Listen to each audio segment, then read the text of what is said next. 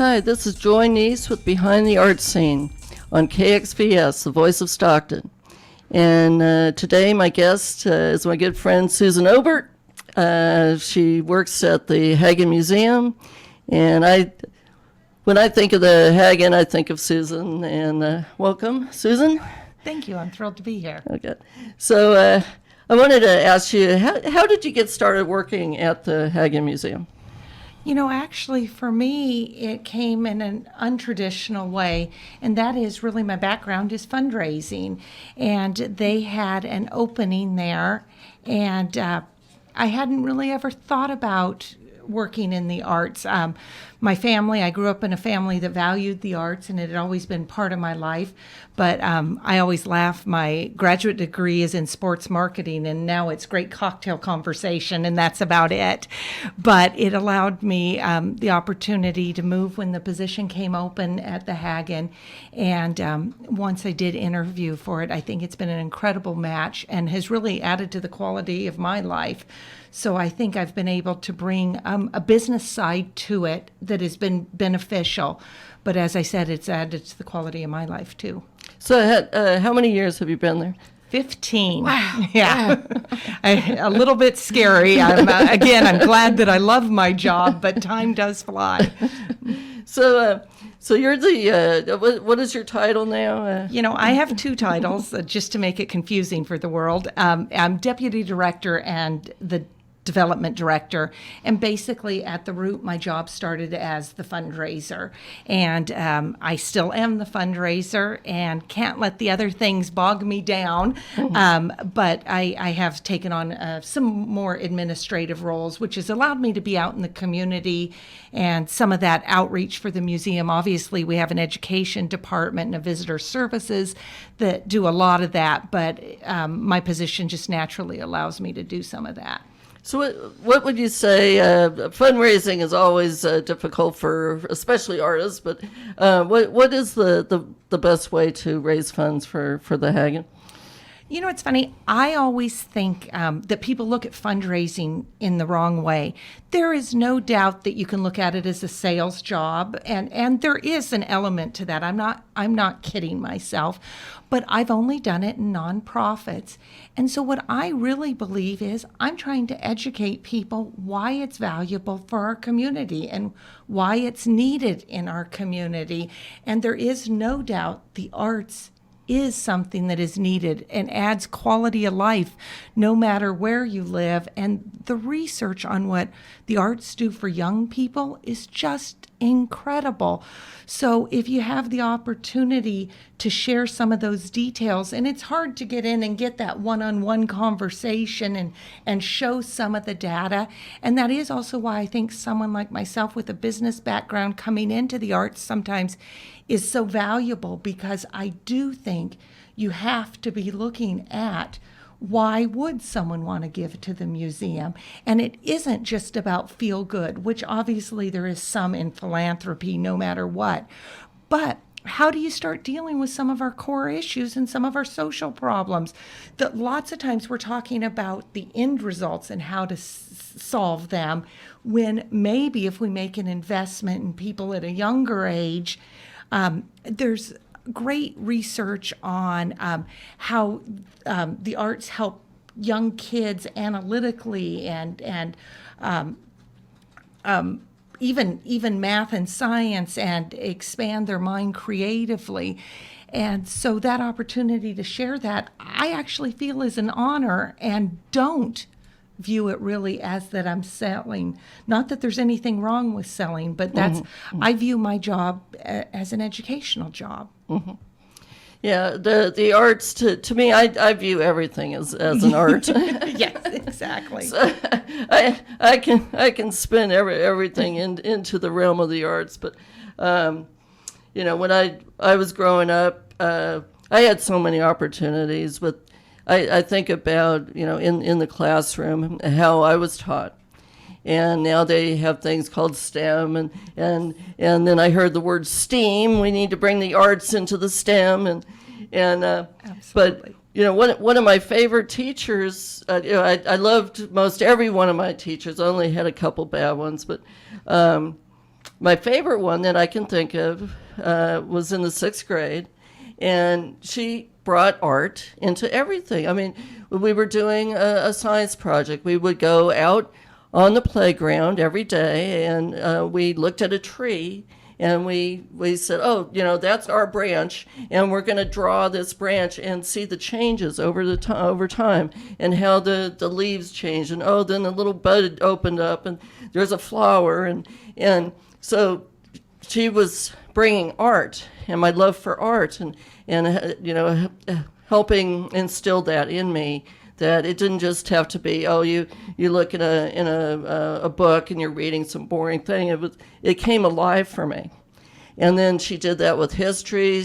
We made it was like an Aztec temple out of styrofoam and little kind of clay houses, and just all kind of stuff. I mean, so every aspect she brought in the arts, and then in 7th grade, my math teacher, that was unbelievable. When she was teaching, we ended up doing, I think it was a thing about probability. Yes. But how number sequences, and she let us do string art. Yep. In our math class. So here we're, seeing how the numbers go together, and we ended up coming up with a beautiful little design using, embroidery thread, and wow, look at that. That's art, but it's math. And so all these things are interrelated. Absolutely. I can just think of the example of we partnered with Jose Hernandez and his Reaching for the Stars Foundation. And it was a great opportunity to sort of look at that STEAM instead of just STEM. And it's as broad as you want to look. The other thing that I always think that is interesting, and I laugh, and you have to understand that my mother did accounting and my father is really a scientist, so I came from this very analytical background without a doubt. But I laugh because in the museum, our curatorial staff and our preparators are actually using math to figure out how to hang the artwork. And so I am actually using formulas and math. So it goes both ways. And I think that that's really important, is to look at all of it broader, right, and see where they intersect and allow us each to find our own talents, mm-hmm, and the beauty in those talents. I just think is a really important aspect. But those teachers that motivate you, and I even have a tendency to believe some of our art teachers are the ones that are struggling the hardest, and I mean that out of complete respect, because most of them are practicing artists, also have a tendency to be, and wanting to teach people how to get their artistic and creative emotions out and, mm-hmm, utilize that, mm-hmm, and yet also capture those who have talent to move on, because there are professions in the art field also. Sure. And so there's art that can come across in many different ways. I had a sort of funny situation, but Andy, my partner, is a golf course architect, and I view what he does as technical. And I hired an artist to do a commission piece of one of the golf holes that Andy had done. And the artist was very cautious about doing it because he viewed what Andy did as art. And I had never really thought about it that way, but it is. Mm-hmm. And obviously, I know one you're a fan of is architecture. Yes. The word art can be pretty broad. Yeah, I mean, I see art in so many things that, the way you design.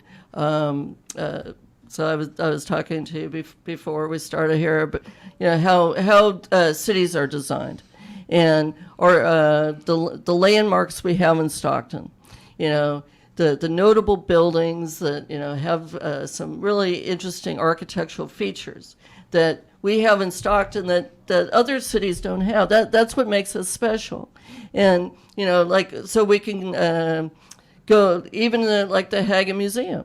Now that they just celebrated their 86th birthday. Actually, our 85th. 85th? Yep, Okay. yep, was June 14th And of last year.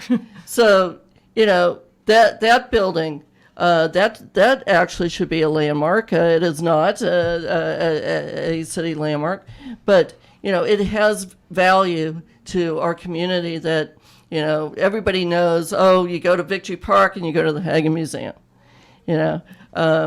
A lot of people, they come from other cities, and it's a real destination, and there's so many interesting art pieces there, and the Haggin has gone through so many changes over the years. I know, a real some of the great features, unfortunately, were lost. The mummy had to go back. You lost the mummy and the totem pole off its mound. But what I know, the Haggin is going through a lot of changes now. Can you talk about that?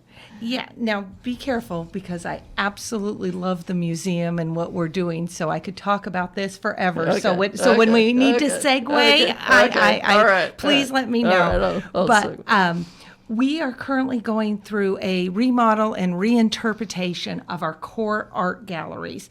That is basically our 19th and 20th century fine art collection and our J.C. Leindecker collection. It's about a $2.5 million project, so it is certainly the biggest project we've done of this type. As the fundraiser, I am very happy to say that our board decided to invest from the board designated reserve and make an investment in the museum. So we have not done a community fundraising campaign to do that. Although I guess I would be a bad fundraiser if I didn't say there are a couple of major gallery naming opportunities available if anyone has some money burning in their pockets. But what we are really trying to do is enhance the visitor experience. That's, if you read any of the current museum literature, it's all about what the visitor comes and what they take away. Museums historically, and this is a little bit of a generalization, obviously, but have had been boxes with things in them. And so you go in, you look at the thing, and if the thing, whatever it may be, mattered to you, it was exciting. If it didn't, you moved on. And so what we're really trying to do is put items in a perspective and context so people can truly learn more. There's more to learn if you have some connection to it that makes you interested in going the next step. So we are we're painting the walls. There's new flooring. We're actually changing out the fixtures to LED, which we believe are tons of benefits for. We are conserving some paintings, conserving some painting frames. There will be paintings that have not been on display before. We will have more artwork out.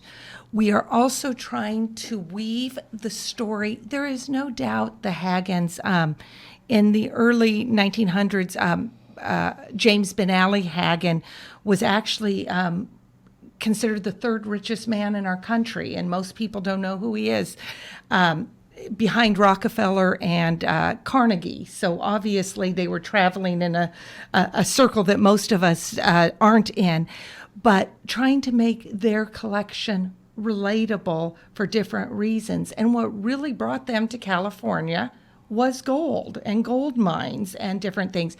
Well, then we tell the regional history story of Stockton, which ties so much to the gold rush. Mm-hmm. And so our collections, although being both a regional history and a fine art museum, seem that they're not connected.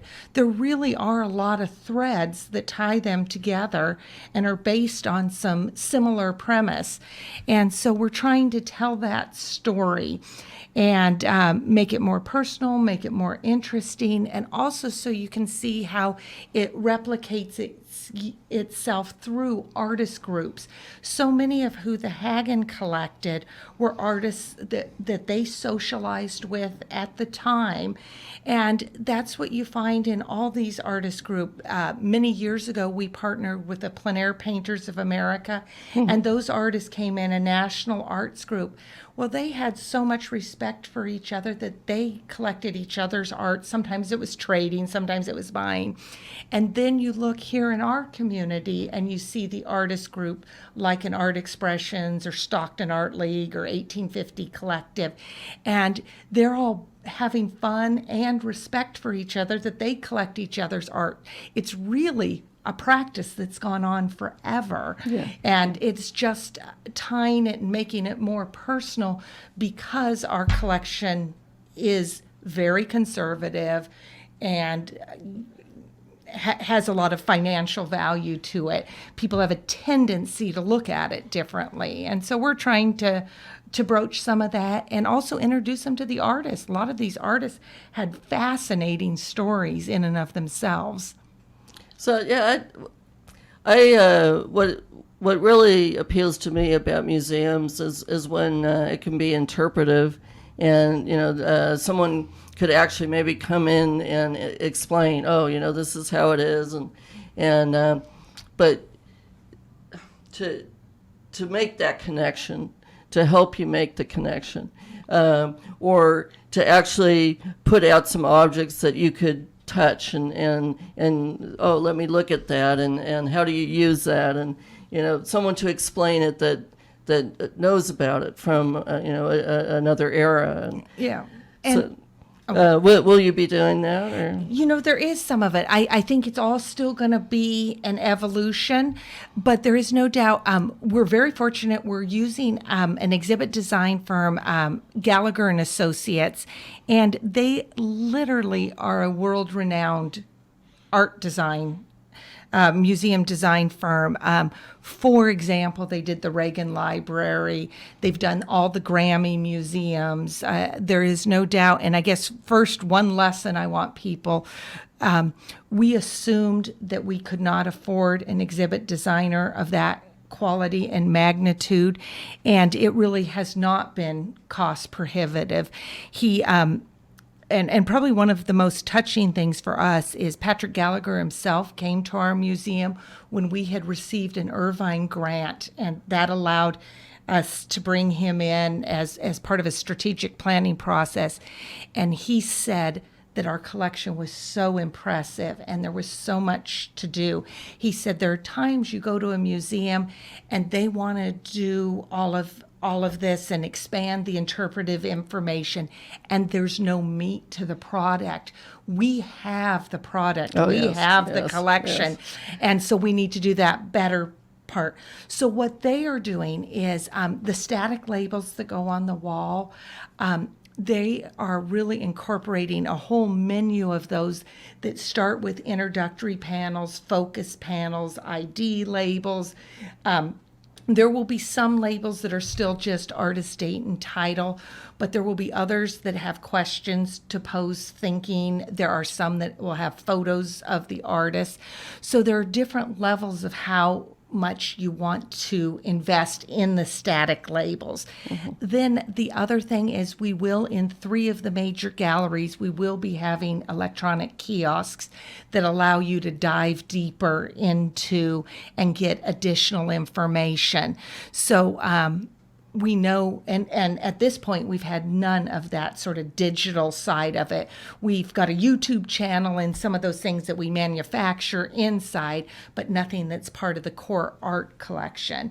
So we will have that. And then in our J.C. Leindecker Gallery, which will be up on the 3rd floor, we're going to have what I would call the most equivalent to open storage, where we will have drawers where people can pull out and see items. And one of the sort of best kept secrets of our J.C. Leindecker collection is we have a lot of his personal sketchings. And personal photo albums. And one of the things is J.C. Leindecker, when he passed away, had instructed that a lot of his personal things just be burned. And his sister Augusta had kept those and is who had donated them to us. So it's pretty rare that we have these personal photo albums, personal letters, and sketchings to see, and the public will get to see some of those. And I actually believe that that's a niche that will be pretty unique to us. We already you get tied up in the semantics of it, but most people will say that we have the largest museum collection of original works by J.C. Leindecker already. Then we will be showing some more of these personal sketches and everything. And we have some by his brother Frank. So again, that's a different way for people to get information, but there is some action of opening and taking it. I do have to tell you, just because it's been fun for me, one of our J.C. Leindecker paintings was donated by Norman Rockwell to the Haggin Museum. So we have the letter that Norman Rockwell wrote when he donated it about his admiration for J.C. Leindecker. And I just think for those people that are fans, it will really put some of that illustration community in perspective. So what's going to be happening with the historical aspects? I know that the one history gallery is now turned into an art gallery. So Yes. So how can we see those histories anymore? A couple of answers, and it's funny that I'm going to say this one because I'm not sure it's public knowledge, and yet I'm going to say it anyway. I'm going to start. Yes, the one gallery that had been our pioneer room is now going to be the American Art Gallery. There were several things in that gallery, and one that comes to mind is the Tilly Lewis pressure cooker, and a couple of big items such as that. And we have moved those into other galleries. Several of them happen to be in Holt Hall. Another grouping of them is downstairs in our vehicle gallery on the lower level of the museum. So there are many of those pieces that you still can find. We also, in a corridor that is called the Victorian Hallway between our art and history galleries, we did do some synopsis panels of what had been in that gallery. It's certainly not complete, but trying to give that perspective of what was lost. The other thing is, I know over the next few weeks, and I truly believe as soon as the next few weeks, we are going to be installing some of the additional things that had been in that pioneer room in Holt Hall. One is we have a beautiful William Coulter painting that is of the Stockton Channel that's going to go back out. We also have a huge library archives. Most of ours focused on industrial Stockton, and so we have things on the Port of Stockton, on Tilly Lewis, on Holt Manufacturing. And so some more of those items, primarily photographs, but we'll be going to supplement that. And then the big item that I don't know, our board has decided to contract with Patrick Gallagher from Gallagher and Associates to begin looking at what it would take to do a history gallery remodel.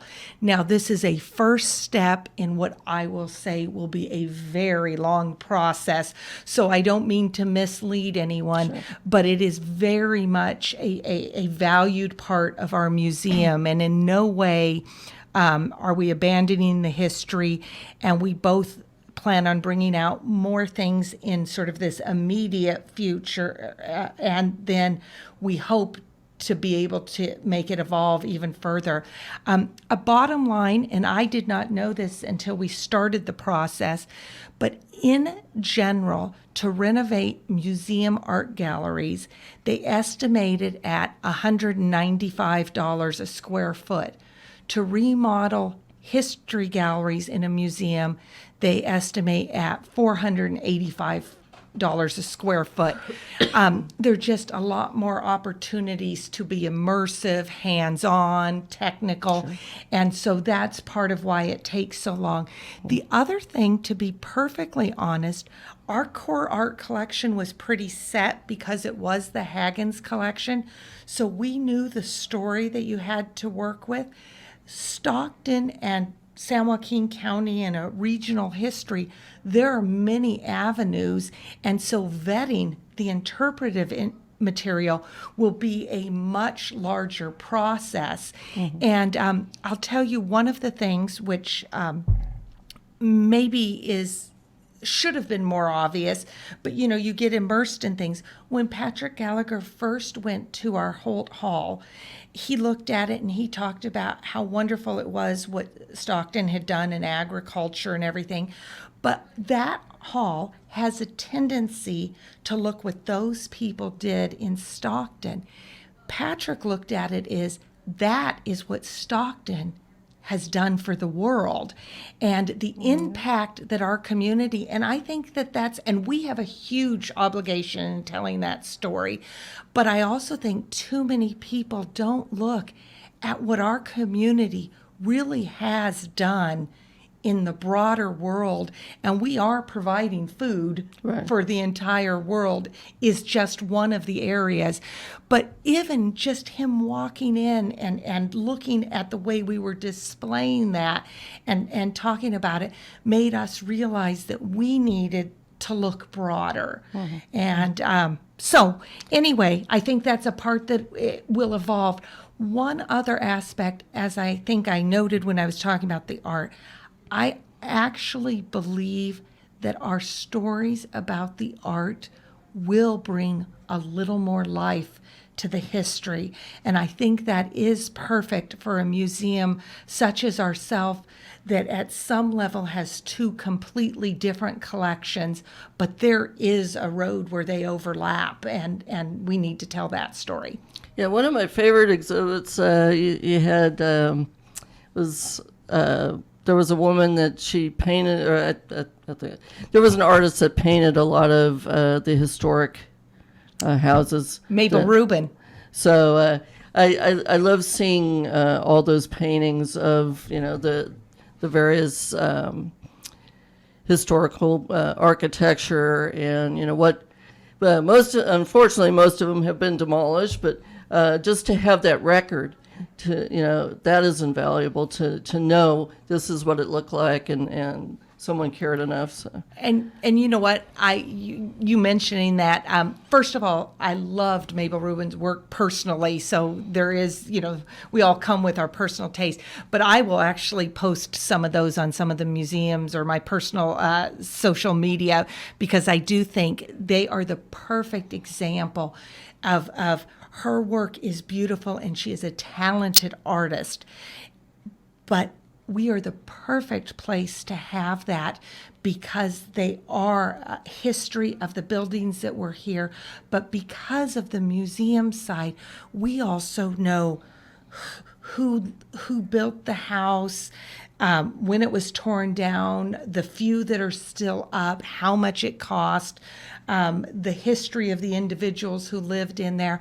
So each one of those pieces of her work, there could be an endless story just on one piece of work. And to tell you the truth, that's actually one of the most challenging things is I find that true with so many of these things. Once we dive deeper, they just have stories of themselves. I know you've been in town long enough that you know this. We have a collection of work by Carl Miller, who was a local artist that definitely got national recognition.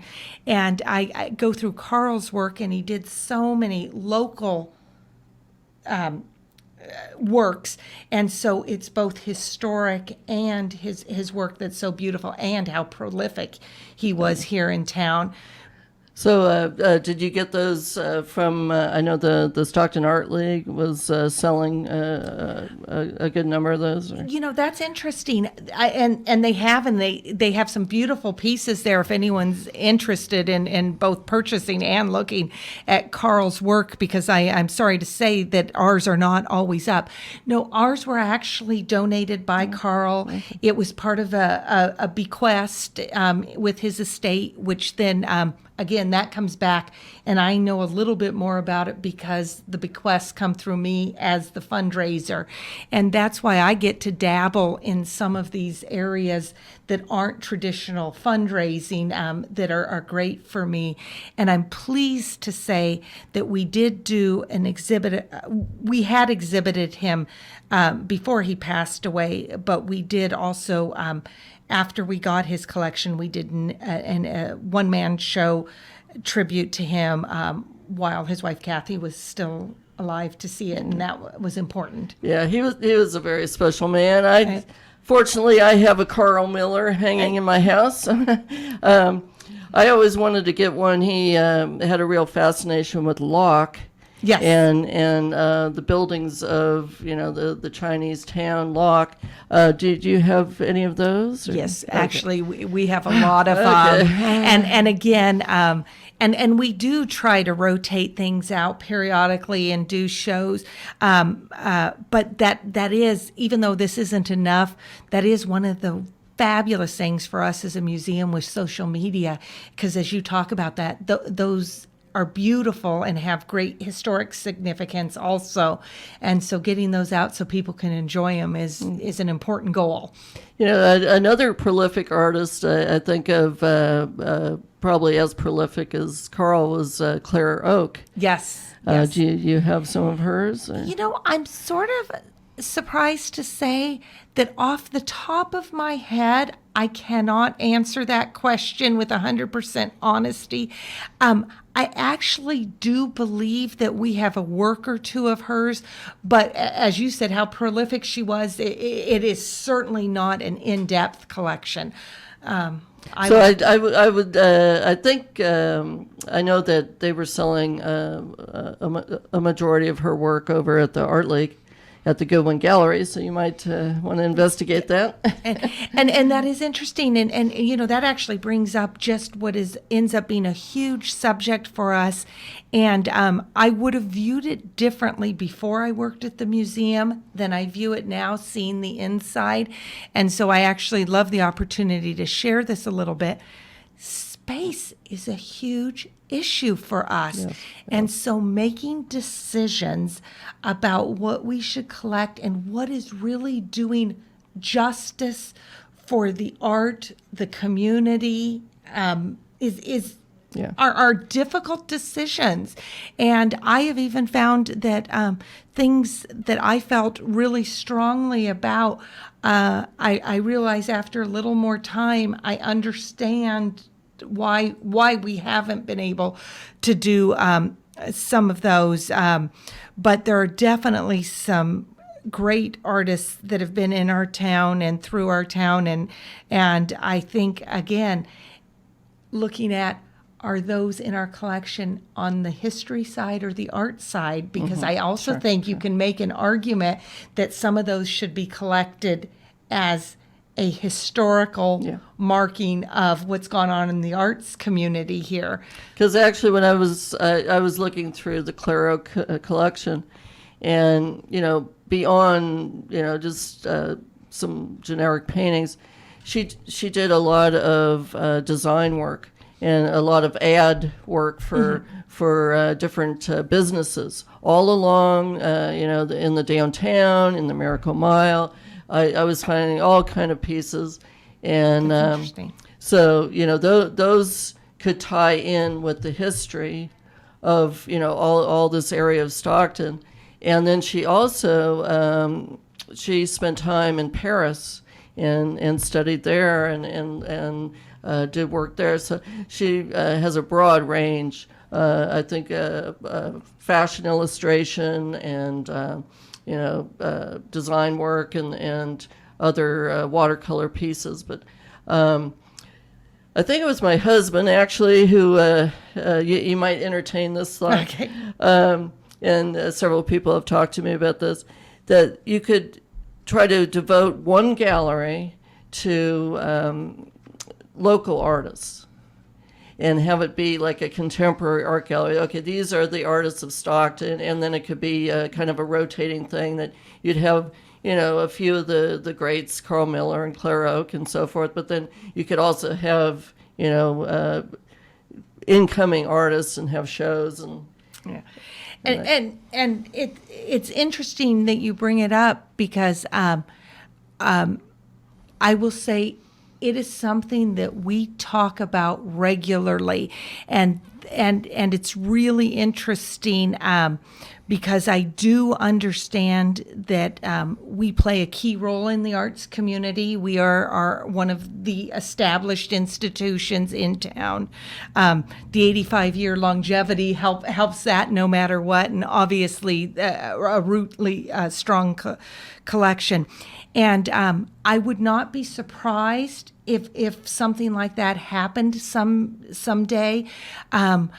What I admit as we talk about it, it ends up being more complicated than I ever expected.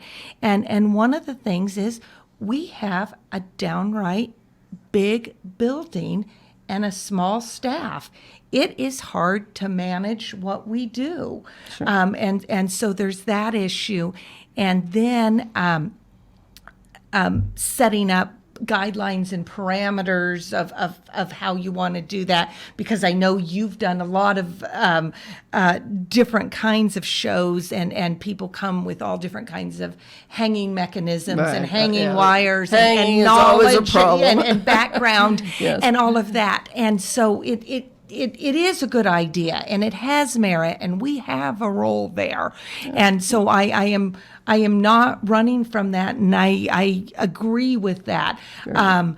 We have not yet found a mechanism to make that work smoothly. That doesn't mean that there shouldn't be more conversations, and I really do encourage people that have ideas to come to us, because all you have to do is take some ideas that maybe we've been talking about and have one new twist, and all of a sudden it becomes doable or a reality. The other thing, as you know, and you said small, or one smaller section, we do have 2 temporary galleries that change every 6 to 8 weeks. And we certainly have highlighted some local artists. We certainly have done a long-running relationship with Stockton Art League, which is an open show through them. But the other thing that just I've grown to appreciate even more, like, for example, right now we have a Picasso print show. We are one of the only institutions in town that can bring a Picasso exhibit. And so if your community doesn't have a full stretch or array of the arts, there aren't ways to expand and get people interested. And so balancing what we can bring in that people may never get to see, some people that never get out of the area can see something that's done by, these world-renowned artists. So that gallery space is tough. Yeah. 6 to 8 times a year actually doesn't add up to that many shows. And for us, we're trying to balance the art and history side, which, again, when I say arts, I'm talking about all of them. I'm looking at visual arts. I'm looking at history and culture. For me, it all is one big place that we need to be at. But anyway, we have a role there, and I don't think there's a single person at the museum that doesn't take that pretty seriously. The other thing, we have a beautiful Renaissance painting. We only have one, so it's lack of a better term, sort of a one-off. It was donated by the Cress Foundation years ago. We used to have a Cress. I don't know. They consider themselves dime stores or The crest, KRESS. Yes. The building is The building is there, Yeah. 20 North Sutter. Yes, exactly. Well, we have this beautiful Renaissance painting. They had a huge art collection. They broke them up into small community museums of where they had businesses at the time. This painting is incredible. And most people have heard about Renaissance paintings, and yet lots of people will never have the chance to see one. But it doesn't match the rest of our collection. So as you're interpreting it and curating a show with our core collection, it doesn't fit. But we need to find a way to get pieces like that out periodically so people have, for some, it would be a once in a lifetime chance to see it. And it's interesting again because the reason we have it ties to Stockton history, even though the painting itself doesn't. So I know the building now, when it was originally built, there have been additions onto the building? Yes, there have been 4 additions onto the building. And to tell you the truth, like when we're doing a remodel project right now, that's part of what is so challenging. Even, we have free public Wi-Fi when you come in now, but it was challenging because inside our building, we have 3 layers of exterior walls. And so getting technology, current technology is a challenge. We're getting there. It's slow, but we're getting there. So do you think that maybe they could ever just build on to add a room, add a Technically, behind the museum is our preserve. In the late 1920s, when the city gave the land for the museum, we were deemed that as a preserve. So we get no city, county, state, or federal funding, but initially the city gave us that chunk of land, which was considered the outskirts of town. For those of you who are new, hard to remember that whole conversation of what side of the Calaveras River are you on. And so technically there is preserve land there. Also, for those of you who know about the Rose Garden, where it is now on the north side of the building, the previous Rose Garden had actually been on the west side of the building where our Holt Hall is now. And in the 70s, when we built Holt Hall, they dug out the Rose Garden, and then there wasn't one for years. Stockton Beautiful brought it back, which is now probably longer ago than I realized, but I'd say 10 years ago. They purposely did it on the north side of the building in case the museum ever has the opportunity to grow. So I would say everyone is trying to protect the possibility of growing and not doing that. When the exhibit designer came in, Gallagher and Associates, one of the things we were talking about was, did we need to expand? And he said, what we need to do is sort of that modernize and interpretation, utilization of space. He also said now in museums with all the technology, the footprint that you need to tell a story is a lot smaller than it used to be. So he thinks we can tell more stories in the room we have than we have been. So I think there is the possibility of growth. I'm not sure it will be in my lifetime, but I think everyone is. And one of the things I can't tell you enough that people don't get to see is our Board of Trustees is thinking about that. They are thinking about both the museum for the next 85 years and how we deal with short-term issues and trying to make sure that we're true to the current and evolving, but don't get ourselves in a situation where we can't do something down the road when it becomes appropriate. Yeah, I mean, one of the greatest days of my life here was seeing that Rose Garden come to life, and wow, they put the Rose Garden. I was over the moon. So that is such a great addition. So I would certainly say, to the west of the building, you could probably do the expansion. But, it'd just be nice to see, for me, more room for the local history, and that local art. Yeah. It is interesting, since we did change the one history gallery into an art gallery. I do think it is worth just stating we do still have more square footage on the history side than we do the art side, and so we do need to find ways to tell that story in the footprint. And again, you'll also see a lot of museums have gone away from the bigger artifacts so they can tell the story. Yes. Now, I think the Holt Caterpillar, the Stevens Brothers boat, are too important to our history, that I'm not suggesting or saying that we will get rid of those big items, but I think there are some other ways to tell the story around those items. And, even a small one is, even on the Caterpillar tractor, the Holt manufacturing Caterpillar tractor, there's been some talk about you could put some technology that sort of showed it in action, but you could actually put that on the big piece of equipment, so you could utilize it as a standing place but see the full tractor. We have not gotten into the details of the history yet, because we are so entrenched in this art project, which we are scheduling the opening of the art galleries. I see the irony of it being a Friday the 13th, but we're going to view it as a good omen.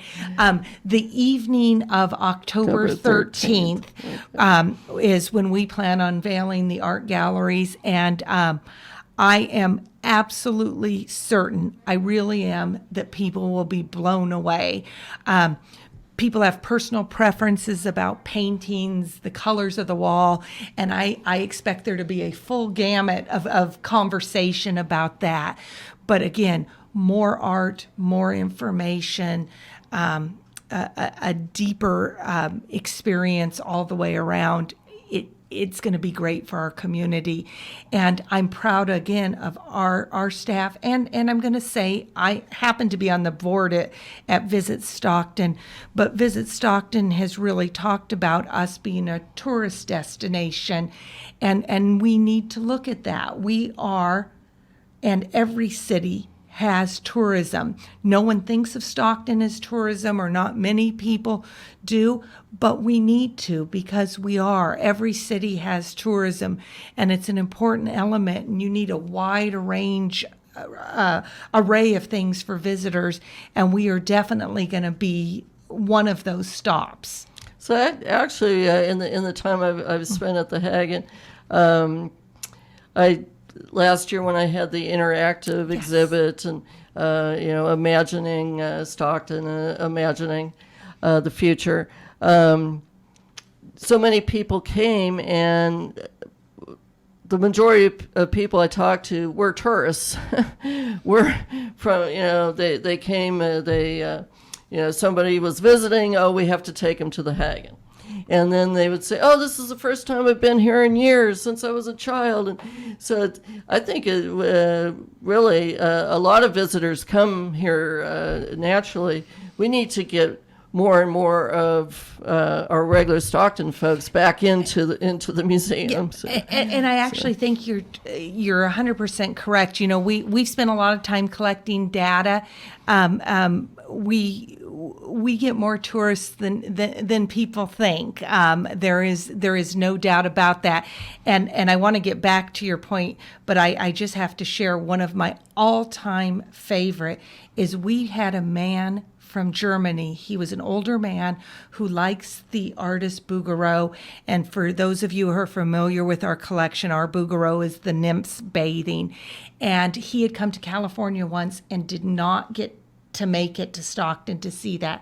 His primary purpose in coming to the United States again was to see our Bouguereau.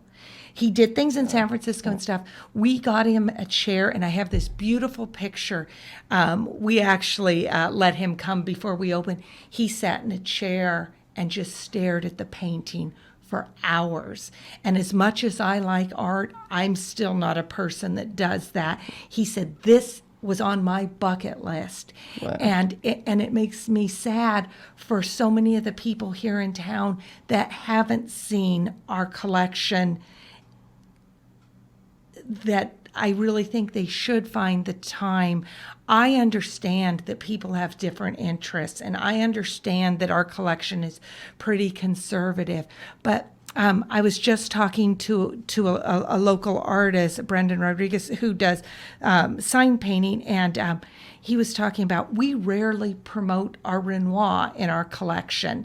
And it's really just because we only have one Renoir. We don't want to misrepresent. I think you will hear us talking about it, but Brandon and I were talking about he was fortunate enough to go and see many Renoirs in France on his honeymoon. But people in this town, several will never have that opportunity, and they can come see a Renoir. And those people who think it's the same to see it digitally haven't had the experience of being moved by art yet. It's wonderful that we have these available through that, but to sit with a piece that has that age, that a person has touched, that has gained international recognition, is really a rare opportunity. And we encourage people. We are free on the first Saturday of every month. Obviously, as a fundraiser, I love that we get admission money, and I want people to become members, and I think it's worth it. But we are free the first Saturday of every month. Come on a free day. Check us out. We are also still, most museums don't give free school tours anymore.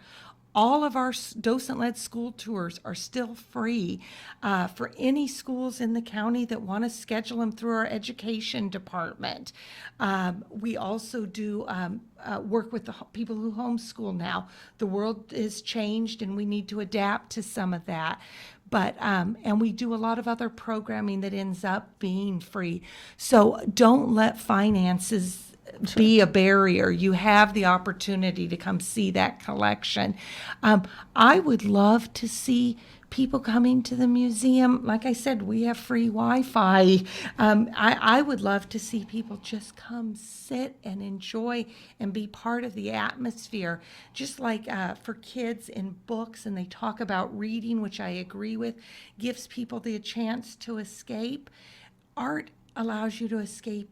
You can go to a foreign land.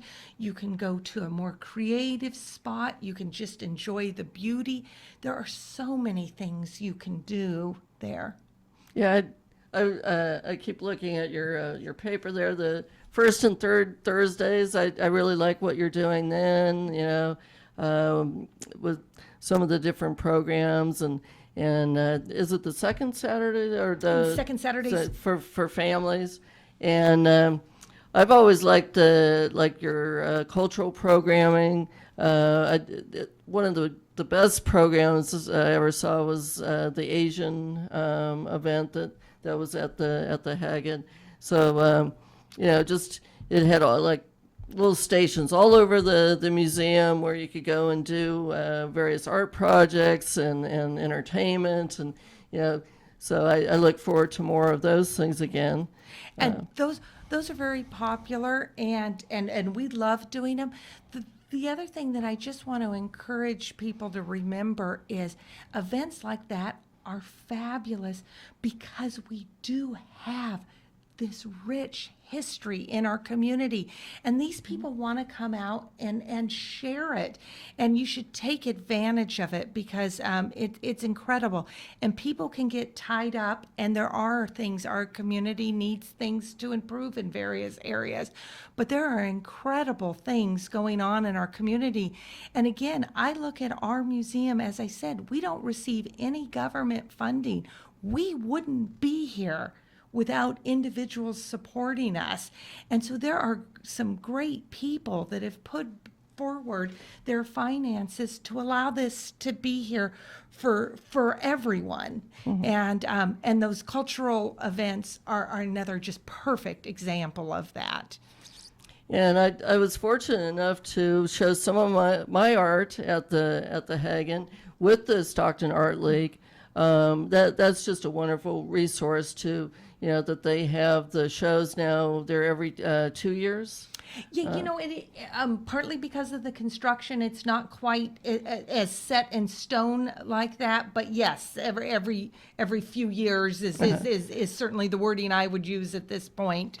And you still have the McKee show. That's just a wonderful outlet for all the children to be able to show their art in a museum setting and say, oh, I showed at our museum in Stockton, And the McKee Student Art is our best attended show every year.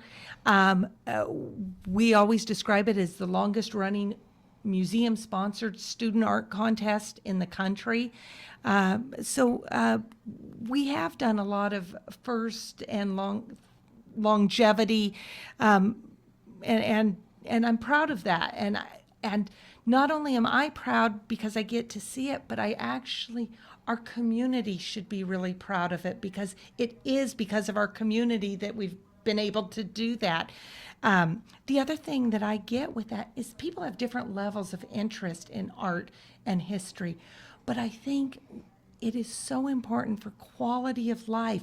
We all want good physicians here, good teachers here, and how do you recruit families to a community? And you recruit families to a community for their quality of life, and the arts is a huge element in quality of life, even if it's not your specific niche.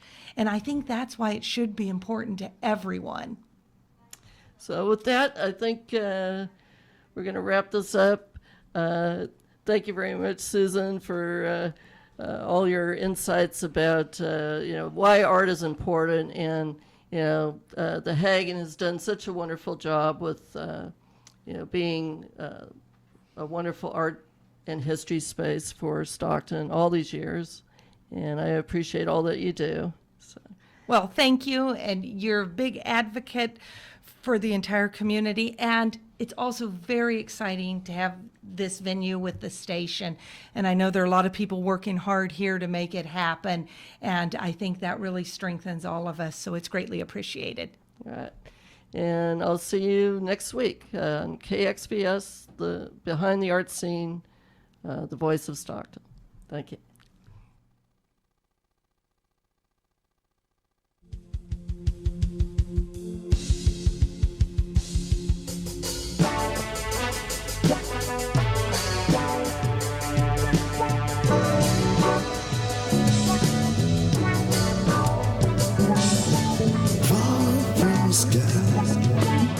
Well, I don't even know why I pulled the cord to free me from